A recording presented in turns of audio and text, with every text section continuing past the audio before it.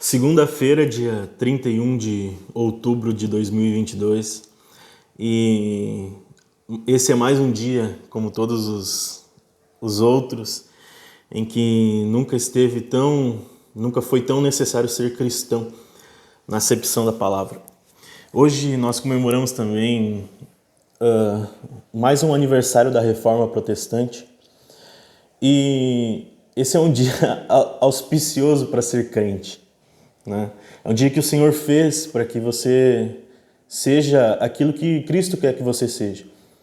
Alguém inconformado, sim, com o pecado, com a injustiça, com a maldade, com aquilo que acontece não só em nossa casa, em nossa família, com os nossos amigos, mas o que acontece em nosso país e, enfim, na sociedade como um todo.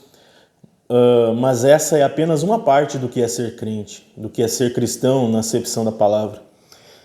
Hoje é um dia também que, pelo que eu percebo, grande parte das pessoas estão felizes e outras estão tristes por algo que é passageiro, por algo que não tem validade para a eternidade. Hoje é um dia que também é possível ser cristão no sentido de suportar, de exercitar a piedade, o amor, a paciência, como diz Paulo, com os mais fracos, tendo em mente que talvez, irmãos, nós não sejamos muito fortes também. Em algum momento alguém talvez tenha que ter tido paciência conosco e suportar as nossas fragilidades, mesmo quando discordava. Hoje é um dia para a gente exercitar muitas das virtudes cristãs que muitas vezes a gente esquece. Irmãos, independente do que tenha acontecido no dia de ontem por ocasião das eleições, o Senhor Jesus ele não se moveu, irmãos, do seu trono. Ele permanece o mesmo, ele permanece reinando, ele vive.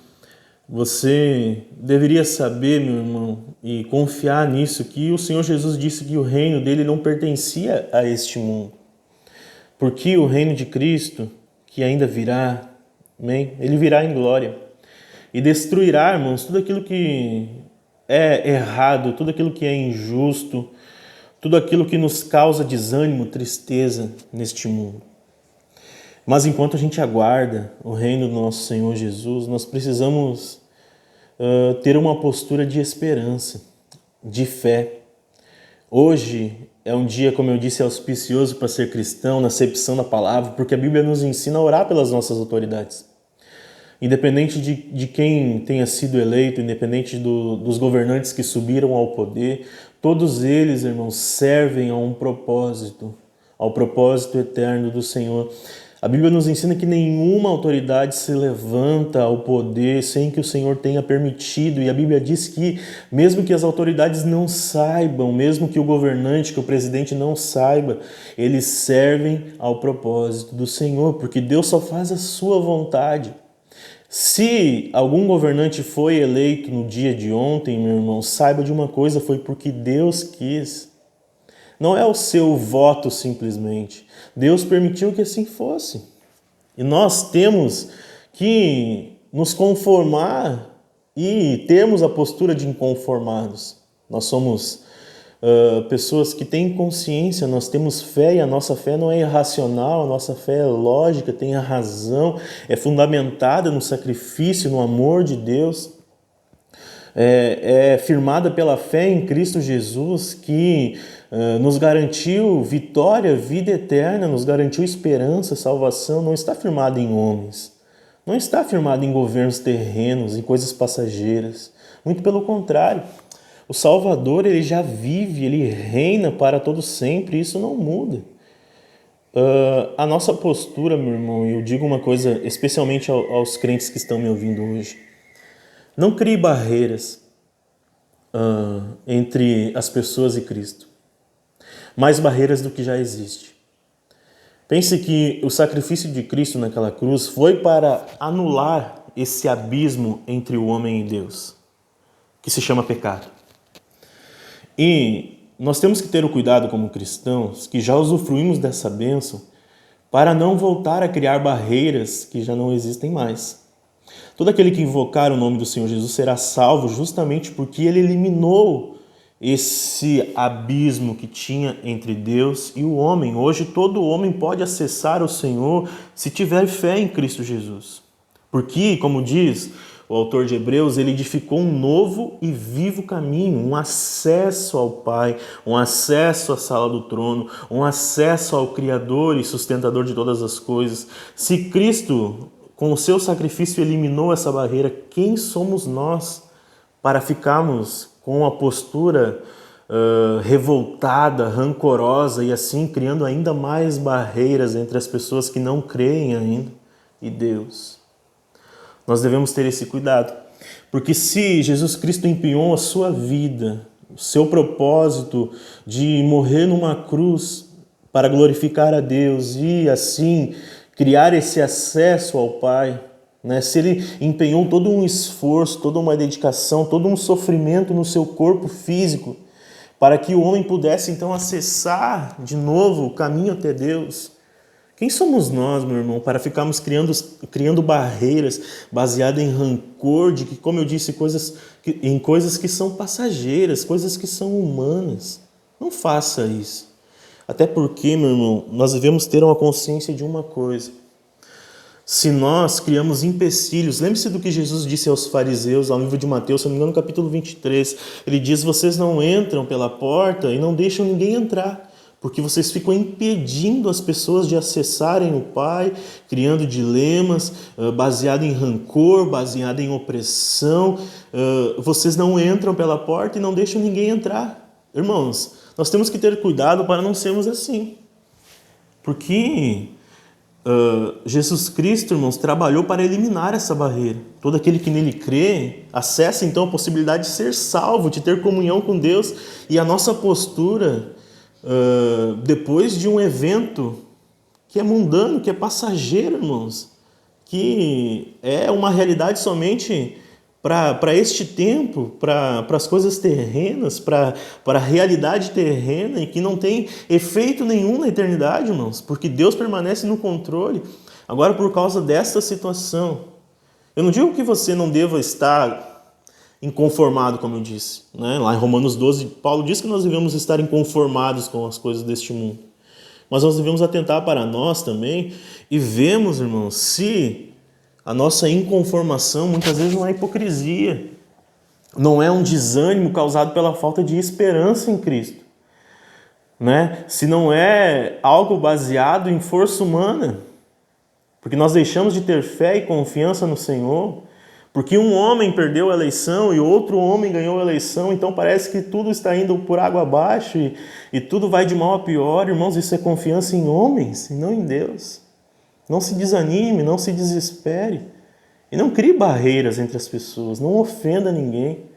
Pratique, irmãos, a piedade, pratique a paciência, pratique o amor, seja maduro, seja um cristão. Não digo que você deva ser um alienado ou então ignorar o que está acontecendo em nosso país, não.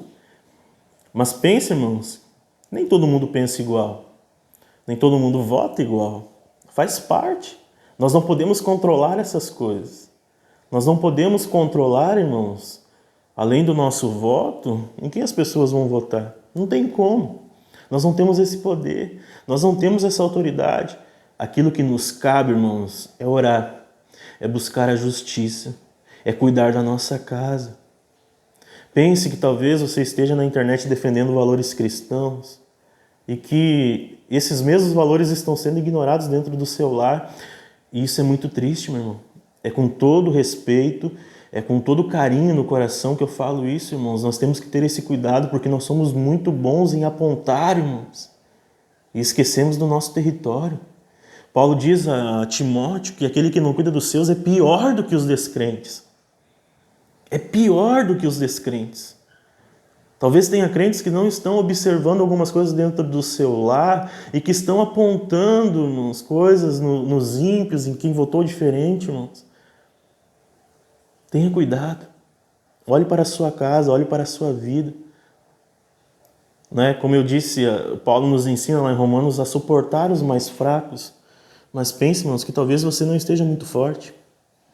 Paulo mesmo disse que aquele que está de pé, cuide para que não caia. Não tire os olhos do Salvador, meu irmão. Não tire os olhos do Salvador e coloque em homens. Homens falham, são passageiros. Não idolatre ninguém, irmãos. Você foi chamado para ser adorador, não um idólatra. Adorador adora a Deus, adora o Senhor Jesus, é o único digno de adoração. Então tenha cuidado, irmãos. Não desanime, não perca a sua fé por coisas terrenas. Seu tesouro está no céu. Paulo diz aos Colossenses que a nossa pátria está no céu. A nação, irmãos, cujo Deus é o Senhor, é a igreja, não é o Brasil. Não é qualquer outra nação do mundo, não é Israel, é a igreja, que é a nação santa de Deus. Não deixe de orar pelo seu país, ame o seu país. O país fez uma escolha ontem, irmãos, da qual nós não podemos controlar, mas Deus sabe de todas as coisas. Mas não deixe de amar, não crie barreiras, não fique alimentando, irmãos, esse nós contra eles, o pessoal do sul contra o pessoal do nordeste. Irmãos, tenha misericórdia, haja com compaixão, cuide da sua casa. Você quer influenciar as pessoas com o cristianismo? Comece no seu lar. Comece abrindo a sua Bíblia, comece dobrando seus joelhos, comece adorando o Senhor dentro da sua casa. Se movimente nos seus pequenos círculos, nos seus pequenos núcleos, no seu pequeno coletivo, irmãos, e comece a ser cristão. E ore pelo seu país. Ore por aqueles que, quem sabe, escolheram diferente de você. Mas não deixe, irmãos, de ter piedade, de ter paciência e de suportar. Nós somos daqueles que tudo suportam. Lembre-se do salmista, porque está abatida a minha alma. Nós um dia, irmãos, veremos face a face o Rei dos Reis, o Senhor dos Senhores.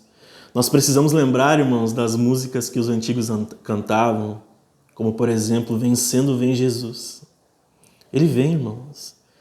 Um dia ele vem. Ele vai acabar com toda a injustiça, irmãos. Ele vai acabar com todas as ideias humanas. Não existe, irmãos, para o Senhor Jesus não existe comunismo, socialismo, conservadorismo, não tem direita, esquerda, liberal, não tem nada disso, irmãos. Não tem nada disso. Para o Senhor Jesus a única coisa que importa, irmãos, é que Ele governa. E Ele não governa com pressupostos humanos, com ideias humanas. Ele governa, irmãos, porque Ele tem poder, porque Ele tem autoridade, porque Ele é a palavra de Deus, Ele é o próprio Deus. Em nome de Jesus. Então, irmãos, se eu pudesse te deixar um conselho, independente se você seja crente ou não, você está ouvindo isso, não se desespere. Não se desespere. Deus não se moveu no seu trono. Leia Apocalipse capítulo 4. Na revelação de Jesus Cristo, quando Deus chama o apóstolo João ao céu para ver aquilo que ele iria mostrar, a primeira coisa que João viu no céu, um trono glorioso, imponente, irmãos, de um Deus todo-poderoso que Deus nunca abriu mão do controle, nunca, independente do governo que se levantar nesse país.